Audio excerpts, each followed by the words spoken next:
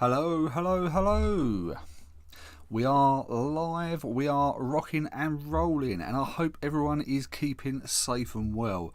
What an absolute strange old day this has been today. So, in the UK, we have got Storm Eunice, I think it's called Storm Eunice. And we're calling it a storm, and it's probably a light breeze for a lot of you folks in different parts of the world. It is reaching up to, I think it's 100 and something mile an hour winds, which is probably just a bit of a drop in the ocean for the some of the wind speeds that you guys get in different parts of the world. But it's quite it's quite unique for us over in the UK. So far, we've lost 3 fence panels and we have a destroyed rabbit hutch. Fortunately, the rabbits are indoors, so no harm is caused to the rabbits. But yeah, it's just been strange. And then the guys took north. I wonder if Mr. Lipsham will be on the stream, or if we catch any of this stream, because I know he's up in sunny Scotland, or not so sunny Scotland, I should say snowy Scotland. They're having more snowstorms up in Scotland, so weather is just absolutely bizarre at the moment. But anyway, enough of that. I hope you're all keeping safe and well. Thank you for joining the live stream. We're going to be going over volume automation once again. So, a bit of an impromptu live stream, and following last week's video where I showed you how to look at volume automation in a mastering context, I showed you how to use volume automation inside of the project page. We went more over the technical aspects of how you can add automation points and create fadings, etc. And this is going to be looking more at the creative aspect. And I deliberated somewhat how best to show you guys some more of the creative aspect, because I basically recorded a video and I was going to release just a general video, but I thought the live stream is going to be a better way to do it, because not only can I explain the thought process better, there's going to be no time restrictions. I can really go as far in depth as I need to go, and if you've got any questions at all, then please feel free to drop me a question at any time. So this is still going to be a very much a Q&A. It's not a normal monthly live stream. This is more of an ad hoc one, but we're still more than happy to answer any questions. But before we get into the demonstrations today, if you want to know more about digital mastering, then please make sure you hit that subscribe button below. Make sure you tick that bell and select all so you receive notifications on all of our videos.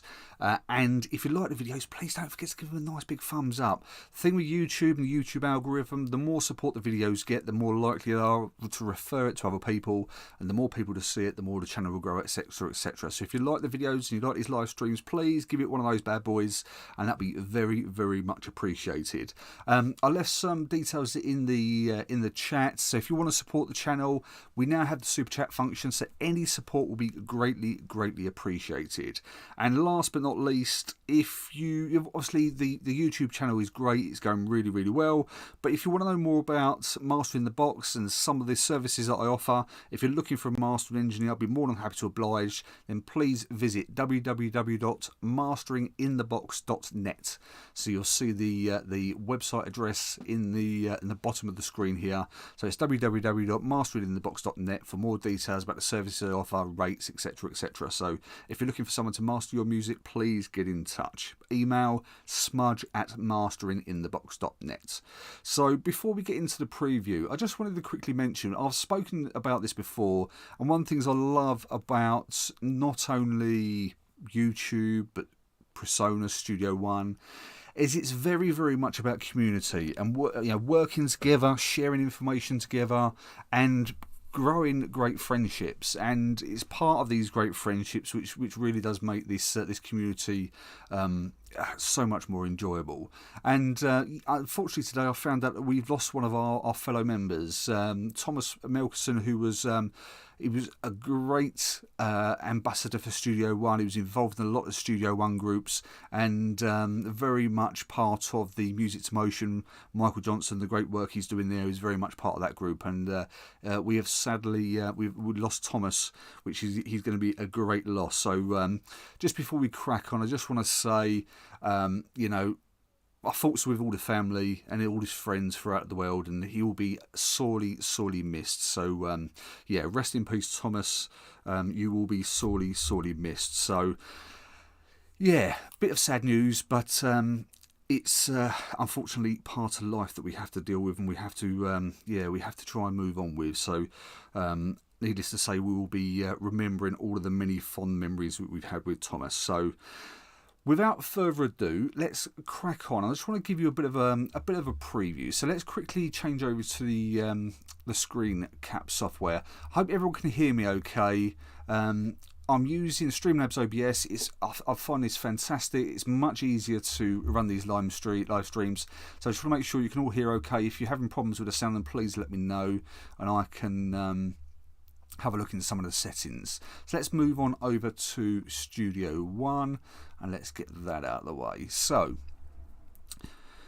volume automation in mastering. This is going to be, it's quite I want to say it's quite a divided subject, but I don't think divided is quite the right word. I think it's one of those ones where some people have misconceptions about volume automation.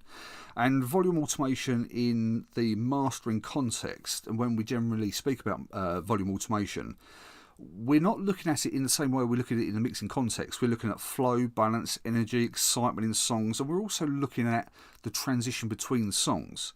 So it's used in a very, very different way than what it is in mixing. So we're purely focusing on the overall song. We don't focus on individual elements or instruments because we are generally working with a single stereo file or single stereo files, or maybe even multiple stems. So we might look at stem files, buses, that kind of thing if we're doing some form of stem mastering. So it's very, very different concepts in how we use volume automation in the mastering context in comparison to how someone would use it when they're mixing. I mentioned in last week's video, I would generally use a rule of thumb that I would not do automation moves more than plus 1 dB or minus 1 dB. And I certainly wouldn't move from plus 1 dB to minus 1 dB in one foul swoop, because it's just going to sound unnatural. There's lots of movement in between, and you'll see some of the moves I'm going to show you in today's video. They're just literally, 0.5 dB here and 0.5 dB there. And one of the things we have to be very, very careful is the transitions between different volume automation points.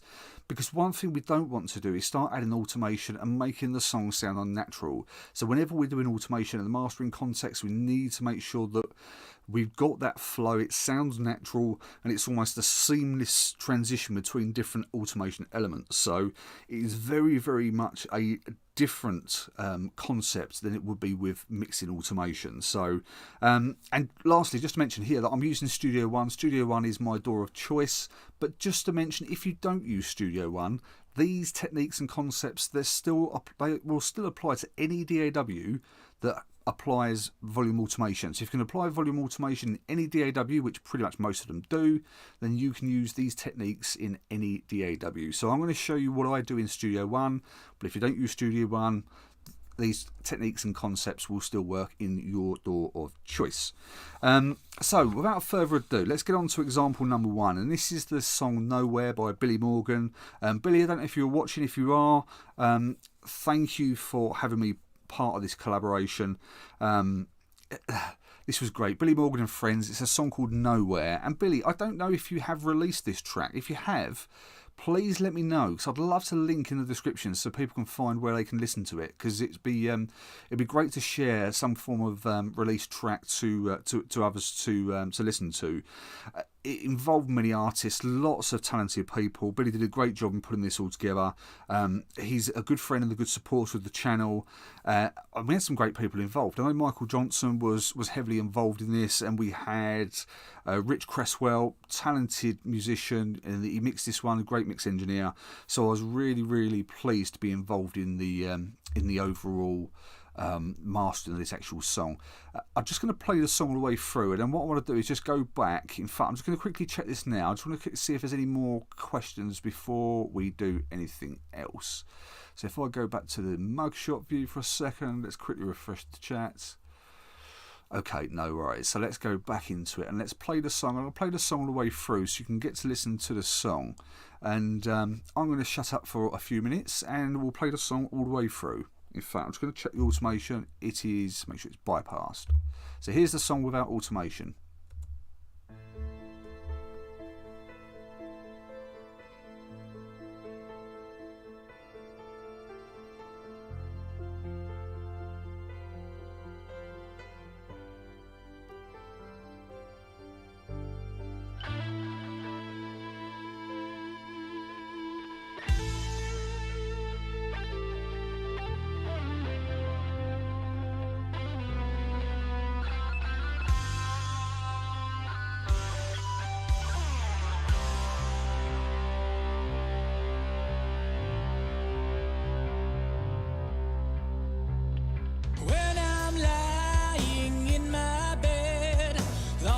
thoughts and memories.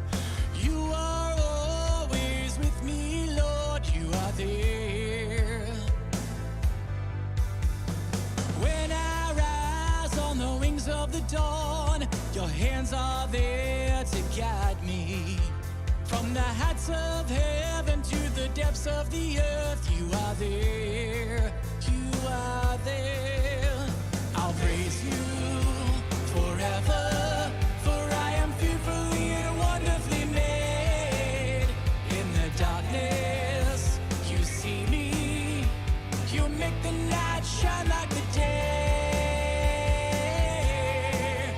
And you're always with me, and there's nowhere that I can run from you, nowhere that I can hide. You're always with me, Lord. Yes, you're always with me, and there's nowhere that I can, nowhere that I can hide. You're always with me, Lord. You're right by my side. When I'm the eagle flying high, you're the wind beneath me. You're anywhere and everywhere, you are there, you are there. When I can't stand, you lift me up, your hands are there to hold me. You are faithful, you are love, you are there, you are there. I'll praise you forever, for I am fearfully and wonderfully made. In the darkness, you see me, you make the night shine like the day. And you're always with me, and there's nowhere that I can run from you, nowhere that I can hide. You're always with me, Lord. Yes, you're always with me, Lord. And there's nowhere that I can run from you, nowhere that I can hide. You're always with me, Lord. Yes, you're right by my side.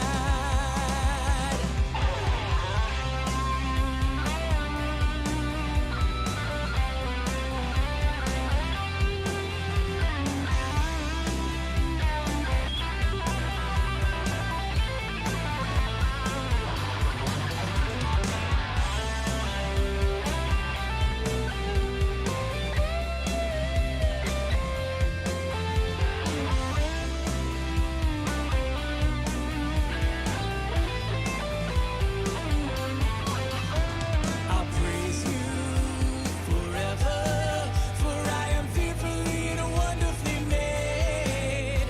In the darkness, you see me, you make the night shine like the day. And you're always with me, and there's nowhere that I can run from you, nowhere that I can hide. You're always with me, Lord. You're always with me.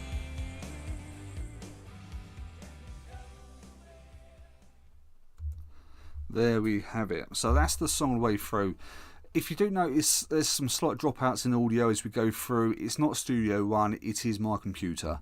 My computer, I need to work on the optimization. I think there's a bit of a driver issue, and potentially maybe a hard drive issue, so which I need to resolve. So if a system freezes up, which is prone to do every now and again, then apologies, but it's not Studio One, it is my system. I think it's to do with the freezing is to do with a graphics driver, but we will get there eventually. So before we go further, let's just quickly have a look through here.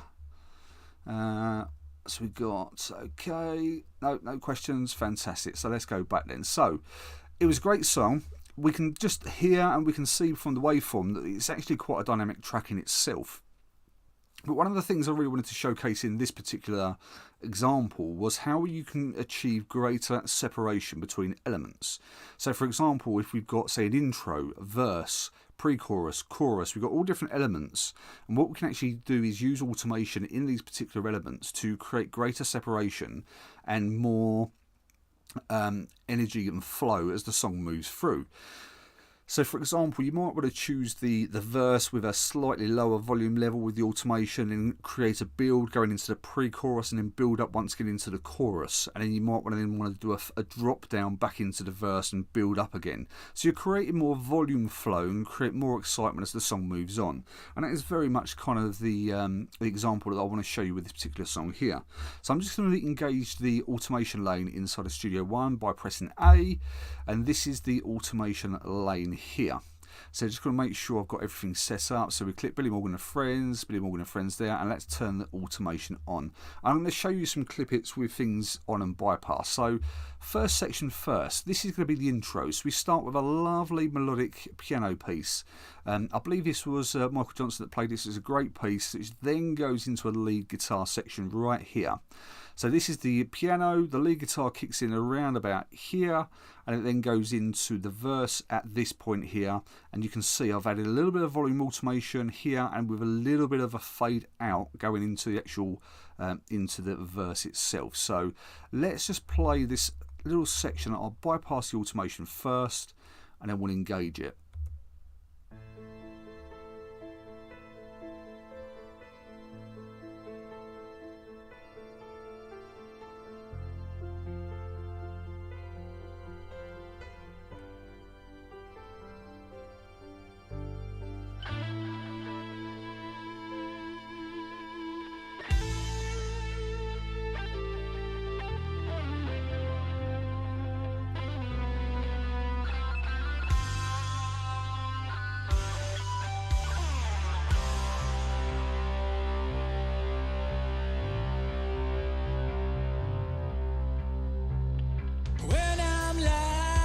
So in this section here, what I wanted to do is really highlight that lead guitar bit. For me, I just wanted to kind of give it a little bit more presence in the overall song. And one other thing I also wanted to work on was this, we have this natural fade out here, which I really like because it creates a lovely transition, and it creates just that contrast between the fade out of the guitar going into the verse itself. So I really wanted to kind of emphasize that a little bit more. Now, when I refer to volume automation here, I'm not referring to the full true peak value. I'm referring to just the automation changes. So when I mention plus dB or neutral gain or minus, it's just referring to the volume automation itself. So we're not clipping. This is just going to be the automation changes. And one thing I just want to point out here, we are applying track automation. So you can see in Studio One we have this automation lane here, which is the track automation. The bottom lane here is the master automation. This is quite important because we want to apply track automation, not master automation. Track automation is going to be post fader, or both are going to be post fader. But as you can see here, inside of Studio One, we have the tracks here. These are the track plugins or the track inserts. Then we have the master channels. So this is where we need to make sure that we get in the track automation, because the track automation is going to apply post this fader, but not post this fader. So what we can do is we'll apply all the plugins that we want. We can then look at our automation, and any volume changes that will be applied post this fader, that will be after all of these inserts. But what we can then do is use a limiter on the master. And this limiter is doing pretty much nothing except it has just got a... Oh, let's drag it over. Come on, where are you? I've got one of these ultra wide screens. Come on, where are you? Oh, you paid in the backside.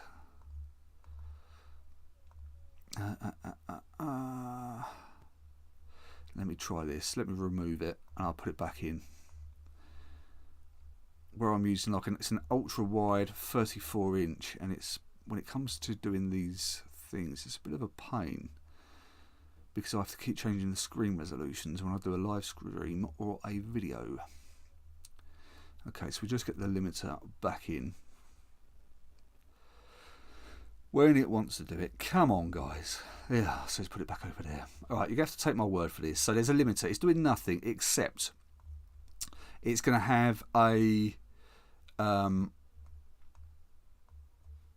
fact, if I put that into visibility, where is it? Zoom.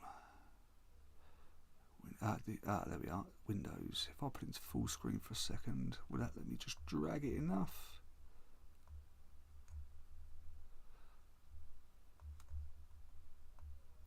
It doesn't want to let me drag it. Okay, all right, that's fine. We don't need to worry about that. And then I can just nope. Try and remember my shortcuts. I'll just do that. Okay, I'll have to work that one out in a minute. So this limiter here. In fact, let's get rid of that. Oh, my system really doesn't love me today. Right, apologies for this. Let's remove that. So we got that there. So we got the first limiter. That's fine. All I'm doing with this limiter, threshold is on 0, gain is on 0, ceiling is on -1. So all I want to do is use this limiter here is to control the automation that we're applying. So when we're doing these volume adjustments here, I want to make sure that my master true peak here doesn't go over -1 dB by too much, because we need to leave a little bit of headroom here for any streaming. So that's effectively what we're doing. This is doing nothing else. I've applied a limiter here on the main track. On the master, we've got a second limiter, and it is purely just controlling the peak. So if something does go over that -1, then maybe a little bit of compression, but it's just controlling that true peak data in the final output. So we've got this guitar part here, and we've got the... Let's just quickly play this again, and I'll engage the automation and show you exactly what I did.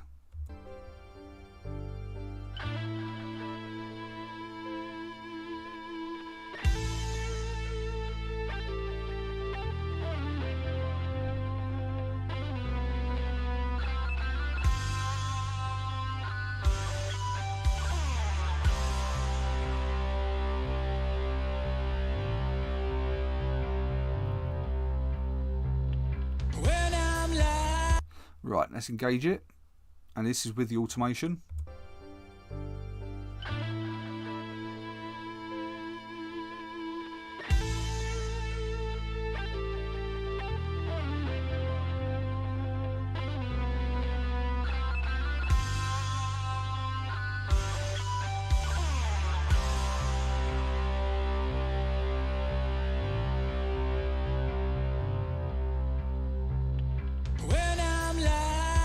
So we are not talking earth-shattering amounts here. What we've actually done is when the guitar kicks in, and one thing I've been looking for here is the peak. So when the guitar kicks in, I can see right there, that's the peak when the guitar kicks in. And we've literally increased it by... no, I don't want that one. I want this point here. We've increased it by... Oh, come on. This is one of the fiddly bits with automation. Let's try this point here. So 0.8 dB. So that is all I've done, is I've increased the automation. So that's from 0 on the automation. It's gone up by 0.8 dB. And then with the transition down into the verse. Now this is where I was saying I want to create a nice transition between the verses, pre-chorus and the chorus. So when the verse kicks in, the fade out doesn't go back to 0. It goes to -0.5 dBs. So we're actually reducing the volume automation by ½ dB. So it goes from +0.8 to -0.5, and it really just emphasises that fade out.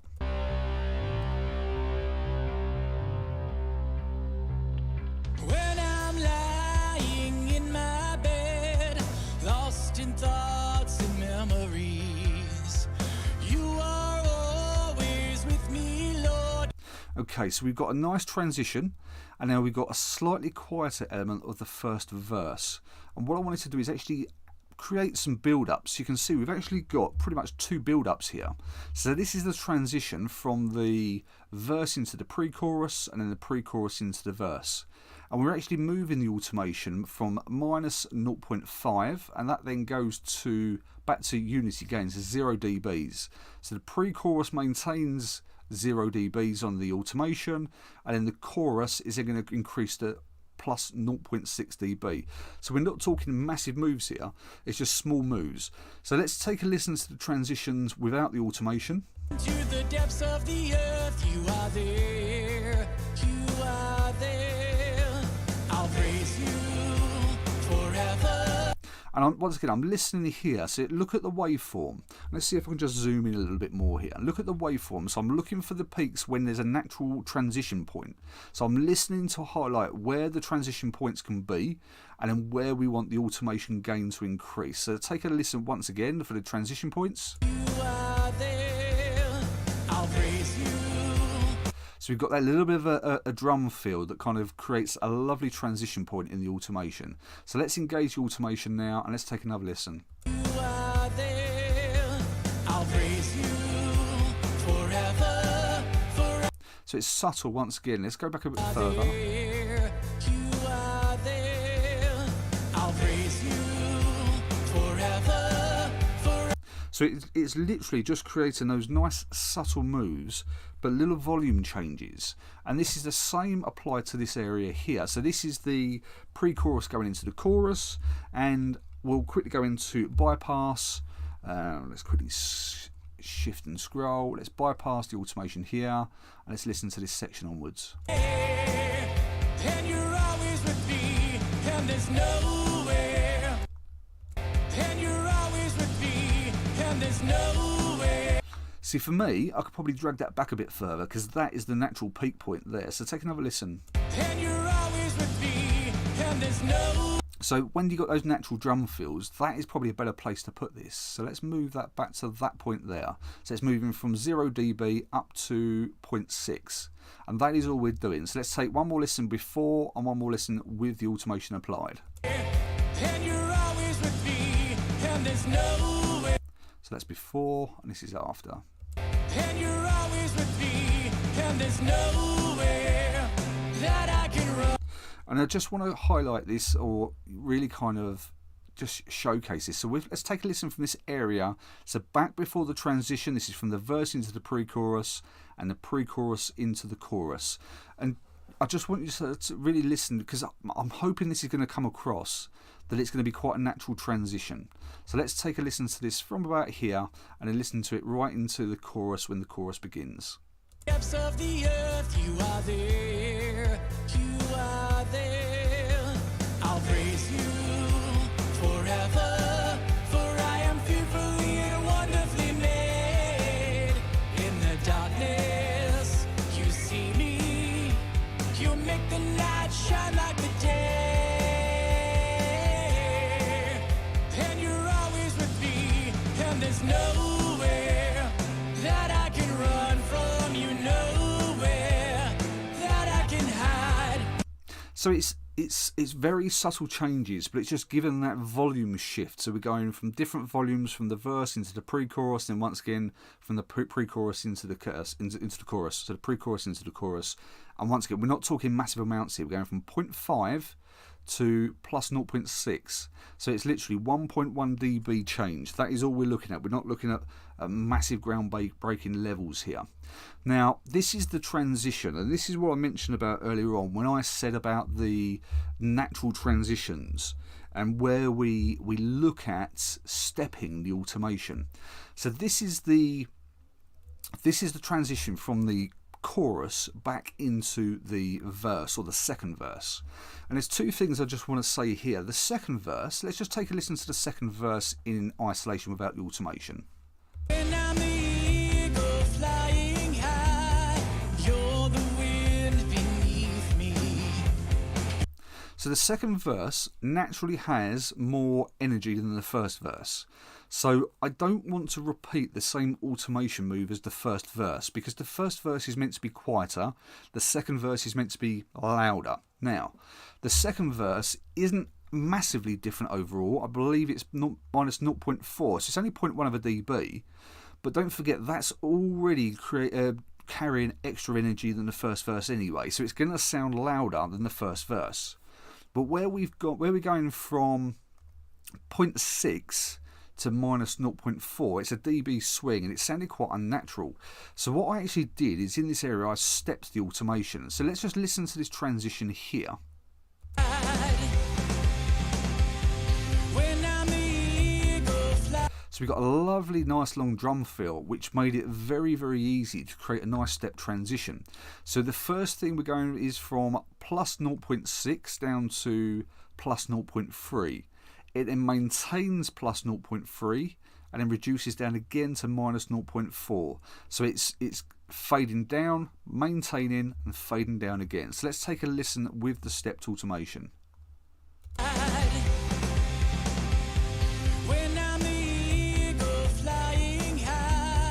So it's just a nice simple way stepping the automation moves like this. If I did just a straightforward linear slope, it would start sounding unnatural, especially when you've got a big swing like 1 dB.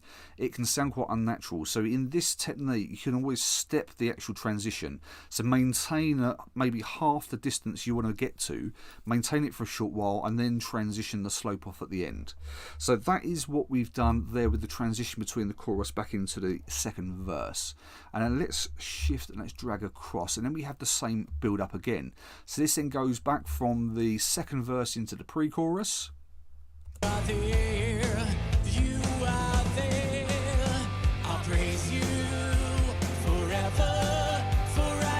So once again, we're not doing massive amounts here. This is going from minus 0.4 back up to unity gain. So let's take a listen with the automation.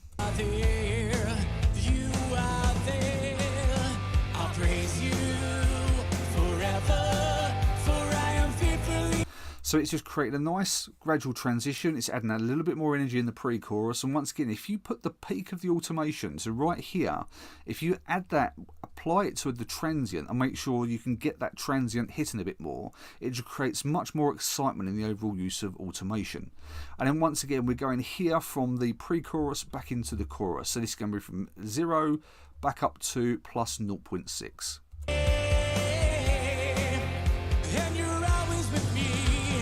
Nowhere that I can run from, you nowhere that I can hide. You're always with me, Lord. Yes, you're always with me, Lord.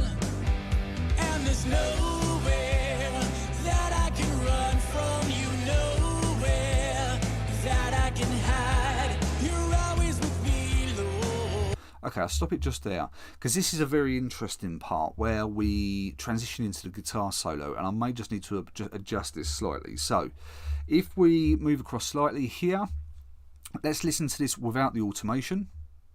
Yes, you're right by my side.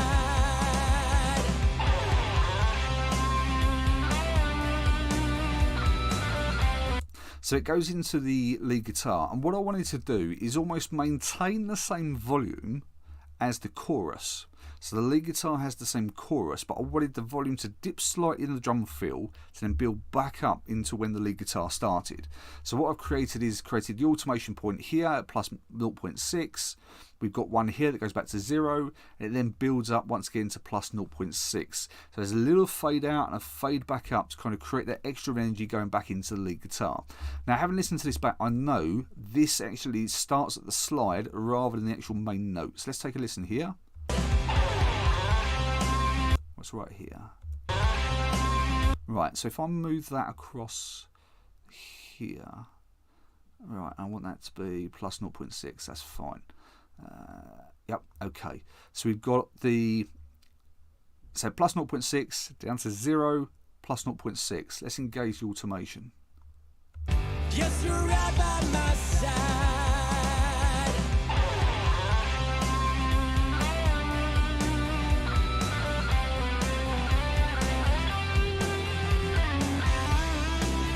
So what we can actually do here, you could also change this slightly. So if you think you want a bit more of an enhanced build up to the guitar, let's take another listen. Where does the actual slide kick in?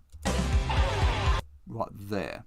So if we put another point there, if we put that at 0, so what that's actually going to do, where's that there? That's at 0. So that's going to maintain that automation and create a bit more of a build up. You're right by my side.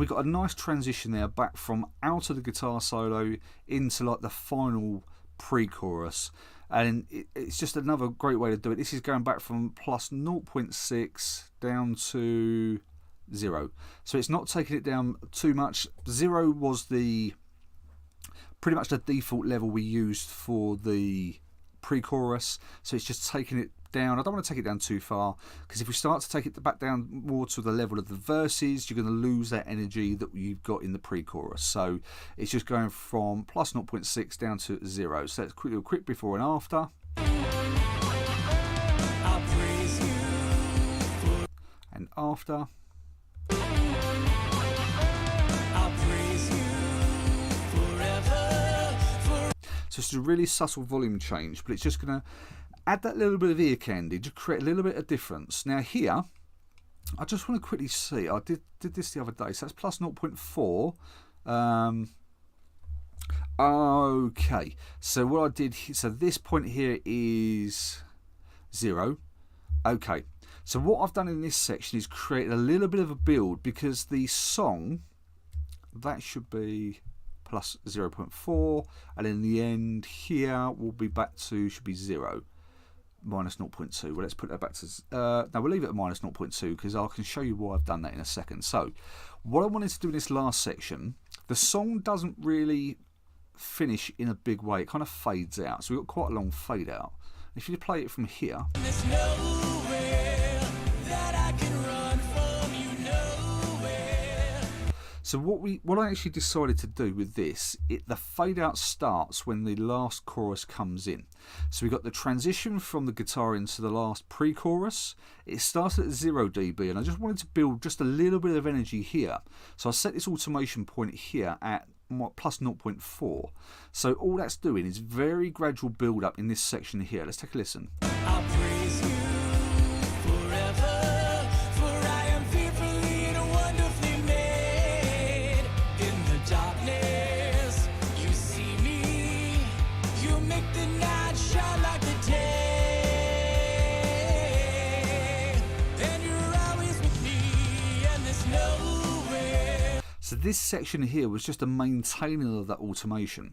So the vocal, it just held that vocal note, and I just really wanted to kind of maintain the volume. I didn't want to start either, I mean, you could maybe boost it up a little bit more. That could be something you might want to consider, but for me, I just felt just actually maintaining that long note. So let's take a listen here again. I'd shine like the day, and you're always with me, and there's nowhere. And this point then starts to fade out towards the end of the song. So we've literally just got the fade out starting here and going to here. So it's going back from plus 0.4 going down to minus 0.2. So let's just take a listen to this without the automation. There's nowhere that I can run from you, nowhere that I can hide. You're always with me, Lord. You're always with me.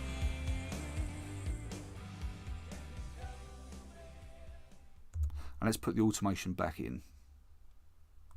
There's nowhere that I can run from you, nowhere that I can hide. You're always with me, Lord. You're always with me.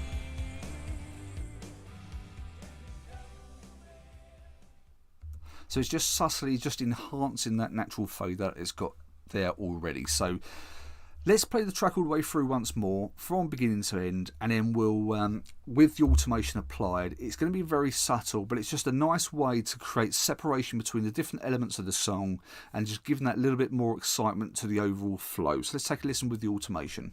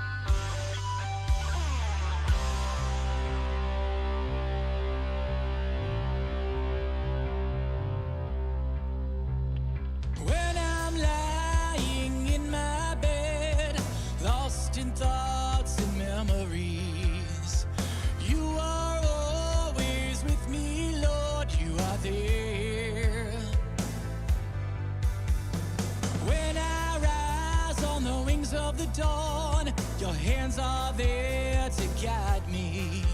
From the heights of heaven to the depths of the earth, you are there, you are there.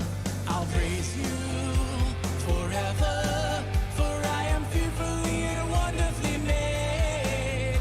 In the darkness, you see me, you make the night shine like the day. And you're always with me, and there's nowhere that I can run from, you nowhere that I can hide. You're always with me, Lord. Yes, you're always with me. And there's nowhere that I can run from, you nowhere that I can hide. You're always with me, Lord. You're right by my side. When I'm the eagle flying high, you're the wind beneath me. You're anywhere and everywhere, you are there, you are there. When I can't stand, you lift me up, your hands are there to hold me. You are faithful, you are love, you are there, you are there. I'll praise you forever, for I am fearfully and wonderfully made. In the darkness, you see me, you make the night shine like the day. And you're always with me, and there's nowhere that I can run from, you nowhere that I can hide. You're always with me, Lord. Yes, you're always with me, Lord. And there's nowhere that I can run from, you nowhere that I can hide. You're always with me, Lord. Yes, you're right by my side.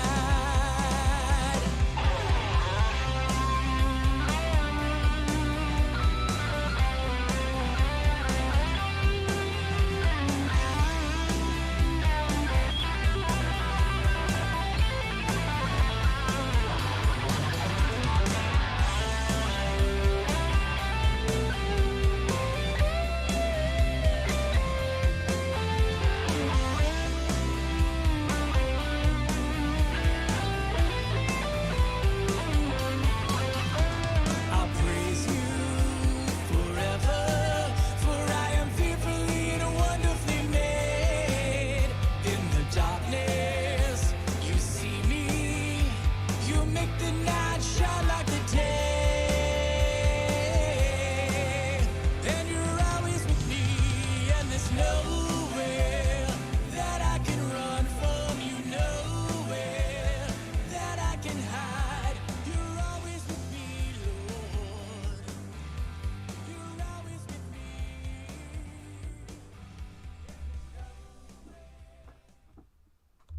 Great stuff. Now, one thing I just want to, this is what I love about, one of the other things I love about Studio One. Just look here. If you want to see where you are at any moment in time with your automation, if I start it, let's do it here, you will see that the fader here, wherever I put the actual marker, it tells you where the automation points are. So there, it's minus 0.4, there it's plus 0.6. But look at it when I do this transition. When we do a step transition, look at this actual gauge here. You're always with me, Lord. You're right by my side. When I'm the eagle. So it actually steps in real time, which I just think is great. So if you're ever lost and you don't know where you are volume wise, just click at any point and this will adjust based on where you are in the actual song itself, and it will tell you what your volume adjustment is, which I think is great. So that is example number one. And that is just how you can use volume automation to create separation between different parts in the song. Now what I need to do is I need to remember how to get the blooming hell out of full screen mode. No. I don't want that. Ah, right, okay, fantastic. So let's come out of this, and I can just minimise that for a second. Let's get that back open, and let's move on to the mugshot view. Fantastic. Let's have a quick look. So we got Yasmin, Kindle. Don't know what that means. Winging It Paint Sprayers. Miffy, hello mate. Winging It Paint Sprayers. My good old mate Luke. If anyone wants to see a good fun channel, then check out Winging It Paint Sprayers. Now, I have absolutely zero interest in cars. I hate cars. I've got no interest in cars. But I love what he does on Winging It Paint Sprayers, because he's not only is he a top bloke, he's a funny bloke. He has me creasing up all the time. But it's just so amazing to watch any creative endeavour, and paint spraying, what he does is with the cars. I just think it's amazing. So if you wanted to check out just something that's a bit different from music, Winging It Paint Sprayers. So, yep. Hello, mate. Hope you're keeping well. Does anyone have any questions at all? So that's example number 1. If anyone's got any questions as we go through, please just let me know, and we'll go through. Before we get on to example number 2, I just wanted to give you a chance. If there's any questions about that at all, then please drop them in the chat, and we'll go through them as we go through the live stream. So I'm just going to take a quick slurp of my drink.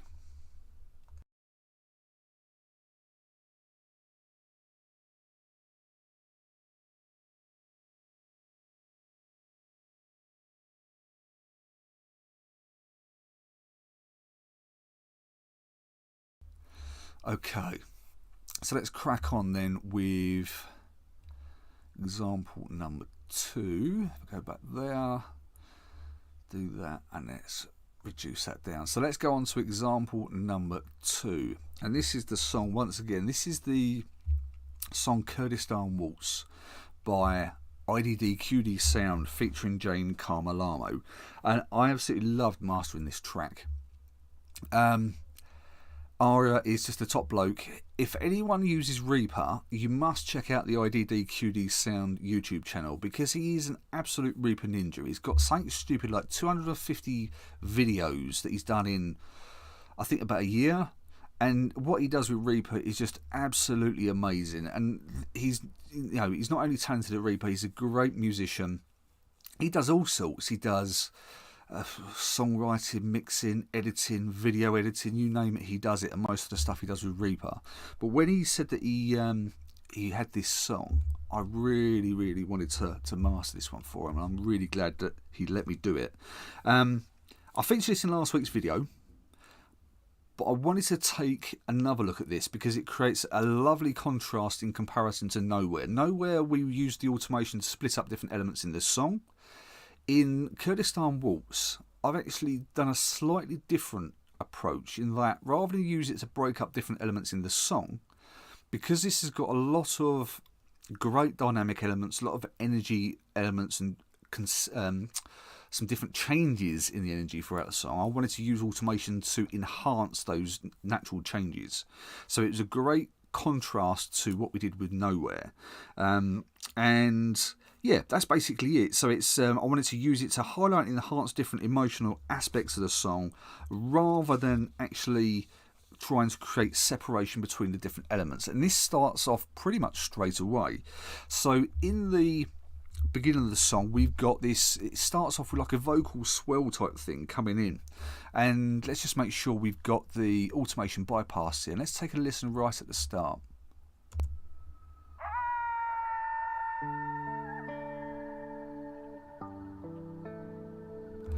And it builds into this lovely melodic piece, and you'll listen to the song. Actually, let's do this first. Let's listen to the song all the way through so you can listen to it, because it's just a fantastically written piece. And let's listen to it all without the automation.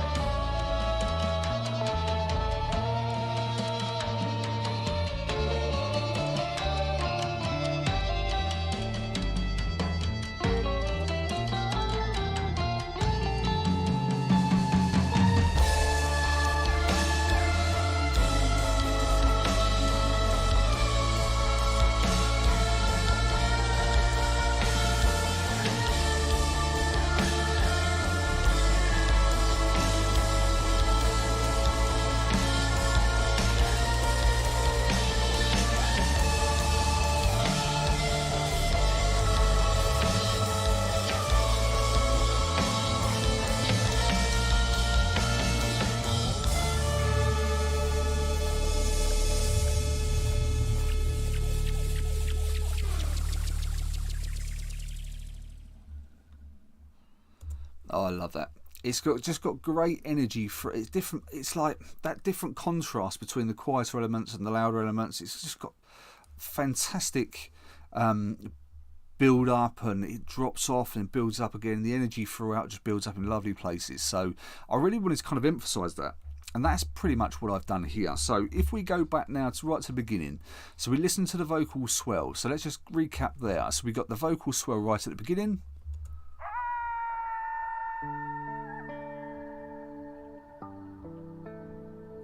And it goes into that lovely melodic guitar piece. So what I've actually done is I've started off the automation. So it kicks in at plus 0.4 and then it fades out with the vocal down to 0. So let's take a listen again with the automation.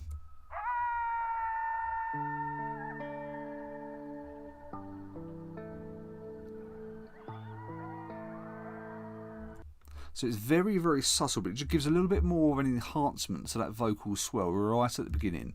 And then we've got an automation point here that goes from 0 that goes up to plus 0.3. So one of the things, not only do I love the droning bass here, but it's just I wanted to naturally build up. And you'll hear with the song, and you can even see with the waveform, if I zoom out, it starts off a little bit louder, quieter, and you can see it builds and builds and builds and builds until we get to the main vocal part when the vocal and the drums kick in. And I wanted to kind of really emphasize that and build that energy with the automation throughout. So if we quickly go back to this part here, so we are going from once again 0 to plus 0.3. So it's once again it's subtle. Let's listen to it before and after.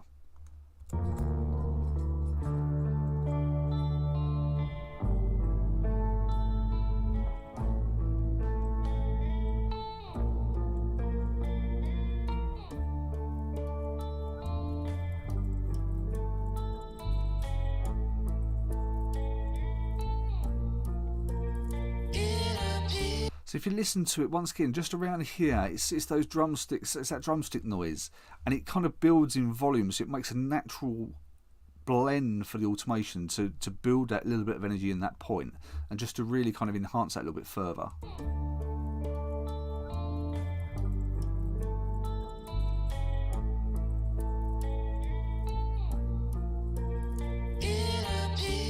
So now let's apply the automation.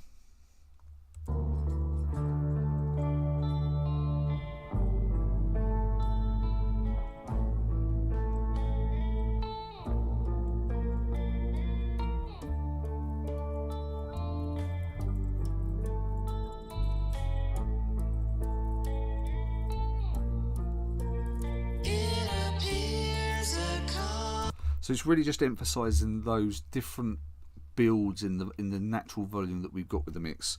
Now if I quickly zoom out, now we've got here, I think this is just to maintain at plus 0.3, and that is plus 0.3. So we just maintain the volume through the vocal section. So it starts around here. It appears a common act to hide your And the drums are just about to kick in right here. We're maintaining that volume throughout. intentions. Is in God we trust uncashed, but I ask for Satan. We're guided by the blinding light of now and disarray. In times like these, when no one seems to care, no friend. Now I want to stop it just there. And what I'm going to do is play this section from here to here, and I'll play it without automation. And I'm going to play this first because we're going to break this down. You can see there's quite a few automation moves just in this small space, and I really want to break this down for us. Let's play without the automation.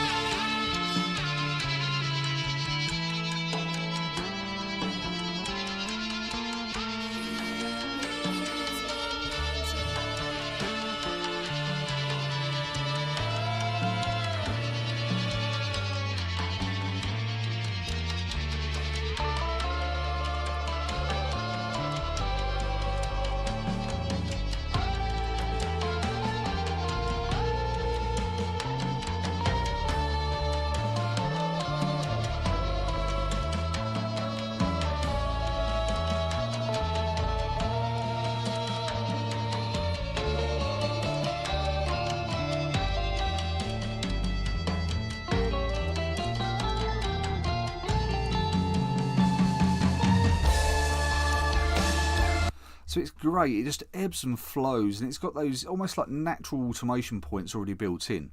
So we kind of start here and it kind of fades down naturally, and we can see with the waveform it fades down naturally, and it kind of gets to about halfway through when the energy just gets lower and lower and lower, and it builds back up towards the crescendo point right here. And this is the area which I focused in last week's video, and we'll go over that again in a second. So what I started with here is we've got the plus 0.3, and we created a slight fade down back to 0. So this section here goes from plus 0.3 to 0, and then we maintain the automation through this point. So let's take another listen before and after.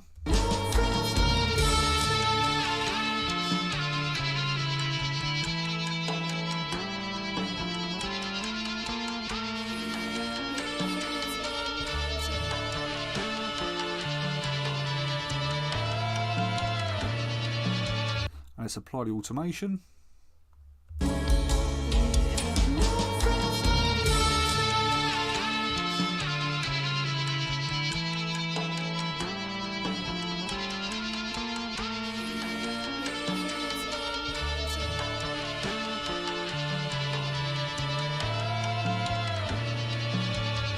And then it continues. You've got these lovely vocal swells, and they're going to go from 0 to minus 0.4. So we get a slight reduction again. So let's take another listen to this area from here to here without the automation.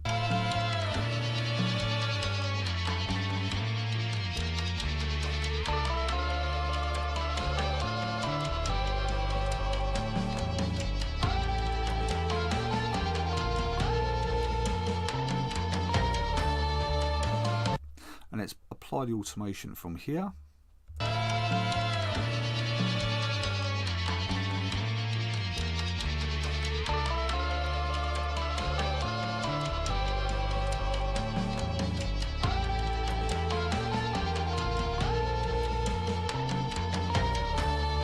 Now, this is when it starts to get interesting, because I know that this is the crescendo point right here, so I want this to be maximum energy. And we got the descending volume going down to here at minus 0.4. This point here is actually minus 0.7. And this point here is minus 0.7. So we're going from the minus 0.4 here, we're going even lower, by another 0.3 dBs. We're going to maintain. And what this then does is it gives us a great platform to really ramp up the energy going into that crescendo point. So let's just quickly listen to, let's go from here to here. So if I start there, let's bypass the automation.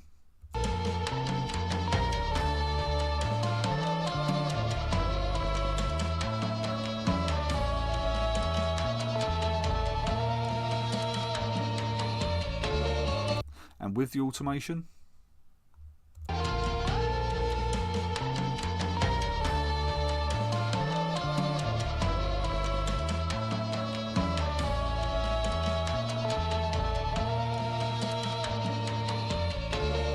now this is when it starts to build this area. It's very gentle, but it really ramps up. So we're going from minus 0.7, we then go to minus 0.2. So it builds up half a dB and then goes right in this area when it ramps up with the drums. It goes from goes from minus 0.2 to plus 0.7. So we're really ramping up almost a dB in that crescendo point.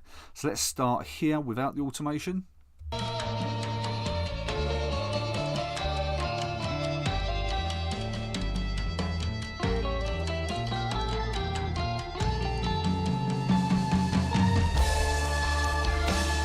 Let's listen to it again with the automation, and it's just building up all the time we go through.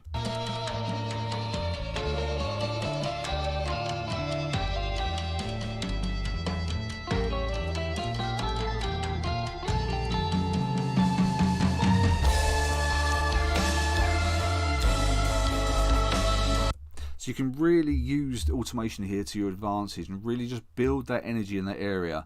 And it doesn't have to be too much. We're starting here very gently, but then we really ramp up the automation, so we get almost a dB from this point here to this point here when that drum build up really kicks in. So let's take one more listen there.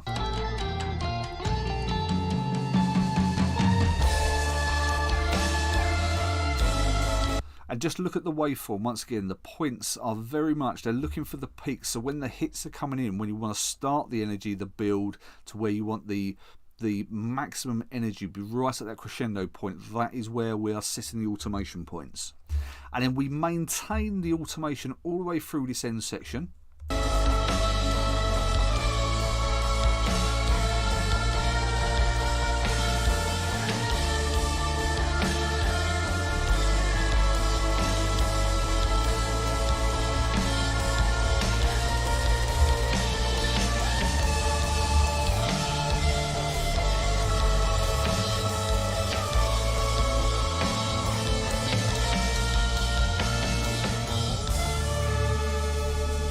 Right, so now we're getting into the final fade out. So we're taking it from plus 0.7, we're fading out down to plus 0.3.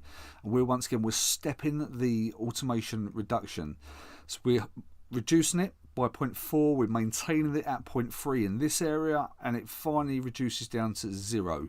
If you really want to take this down, you could even do that, say minus 0.2 again. So if you do that, just kind of give it a bit more of a dramatic feel. So let's listen to this end section without the automation.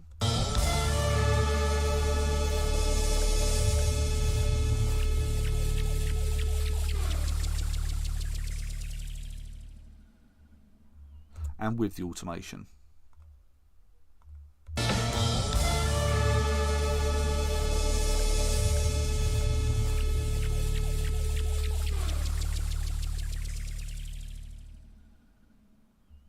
So it's very subtle once again, and we're using the stepping technique. So we're not just going straight down in a linear fashion, because it would take the volume down too quickly. But in this area right here, it kind of maintains the volume naturally anyway. So we don't really want to affect that. We want to have a little bit of a reduction here, maintain, and then fade out with the natural progression of the song. So let's just listen to that one more time.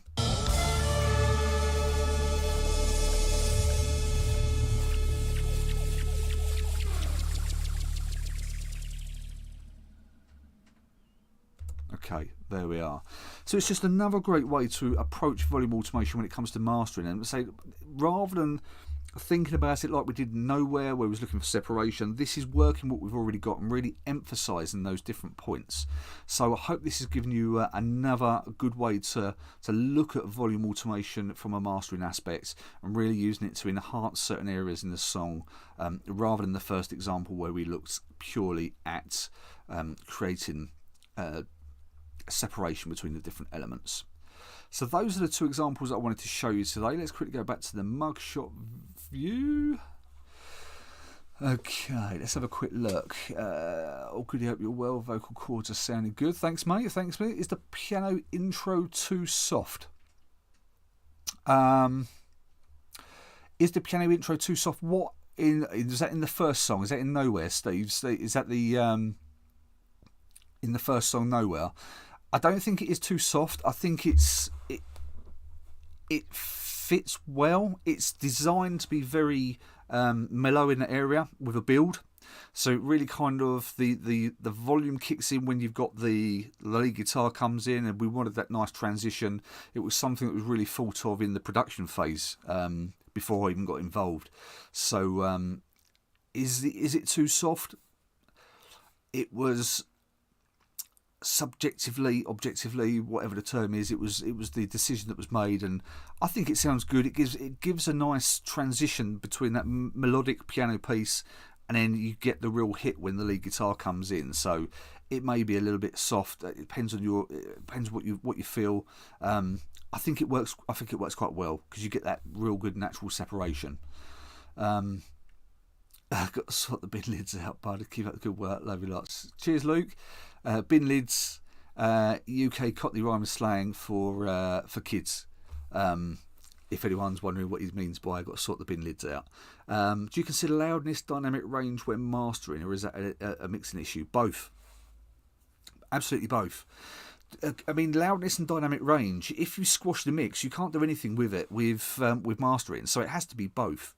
Loudness is quite an interesting concept because when it comes to the more dynamic you get in the mix, effectively, the more leeway you're going to have with the master. So you're going to be able to do much more with it. The more squashed the mix is, the less you're going to be able to do with it in mastering. So it has to come from both.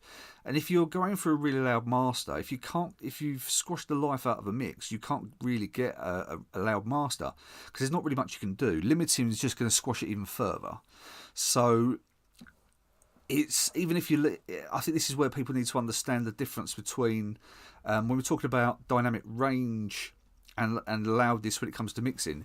It's okay leaving minus 6 dB headroom, for example, on the master, but if you squash the life out of the mix, it doesn't matter. You could leave minus 12, but if you compress the hell out of your mix, it's not going to make any difference. You know, it doesn't matter what you do with a limiter, you're just going to compress an already compressed mix. So it absolutely comes back to both. So when it comes to loudness, dominant range, yeah, absolutely, it's both a mixing and mastering consideration. What else? There's lots I can really kind of go into on that. This is one of the reasons why a lot of mastering engineers would not recommend too much going on the mix bus when it comes to mixing, because if you put compression on the mix bus once again, or a limiter on the mix bus, you're going to really affect what you can do in mastering. So there are a lot of things you can do in the mixing stage to make it a more fruitful process when it comes to mastering. But even mastering with a dynamic range, once again, don't have to use a compressor. You don't have to use any compression in mastering. Even limiting, you have to get really good with your analysis tools. So you really need to get into using the analysis side of things when it comes to mastering without limiting, because you need to know when your maximum peaks are, but you don't have to use compression. And I think it's one of those things where I'd see Harley Bob, thanks for explaining that. No worries, my friend, no worries at all. As when I see, I think it's another one of my frustrations is when I see someone mention on one of the forums somewhere where they say, well, what's in your mastering chain? And my answer to that is, well, nothing's in my mastering chain, because I don't have a predefined mastering chain. And I see so many people that have Let's say they'll have a saturation type thing in there. They'll have a multi-band compressor in there. They'll have a compressor in there. They'll have a limiter in there.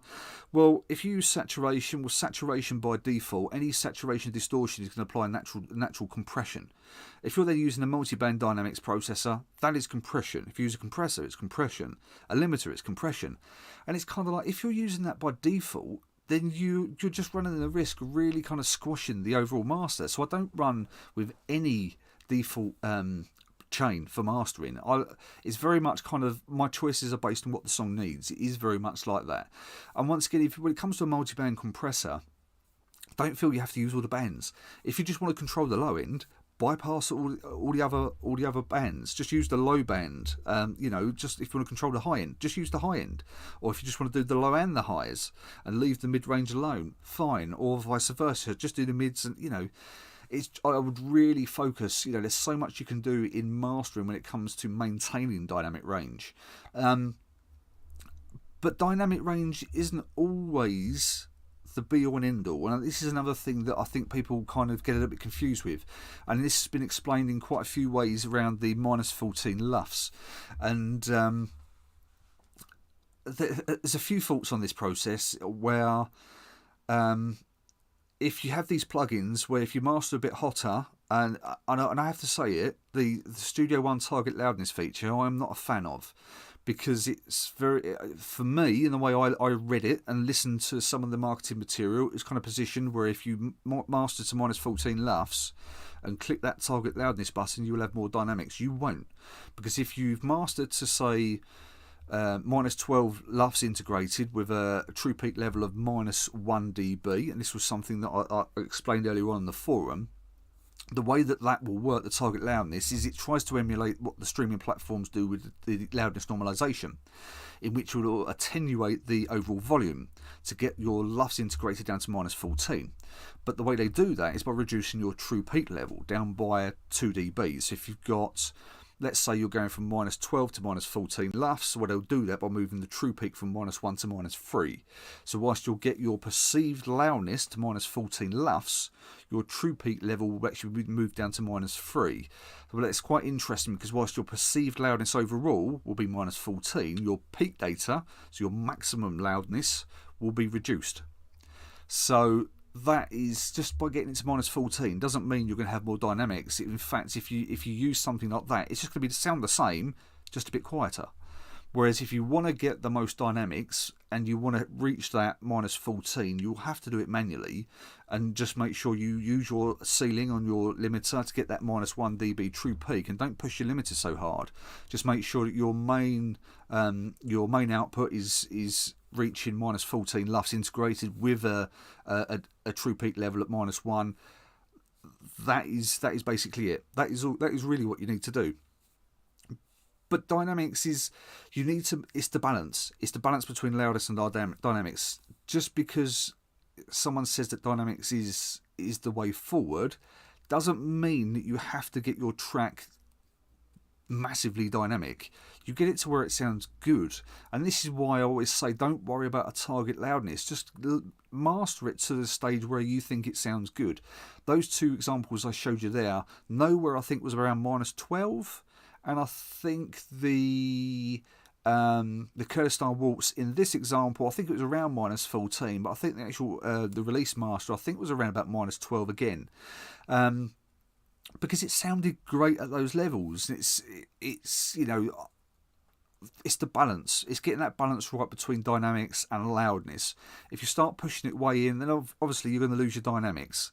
So if you start getting to the -8s, -6s, -5s, or do a down roar and get it to -1, -2, obviously that was just for humour's sake.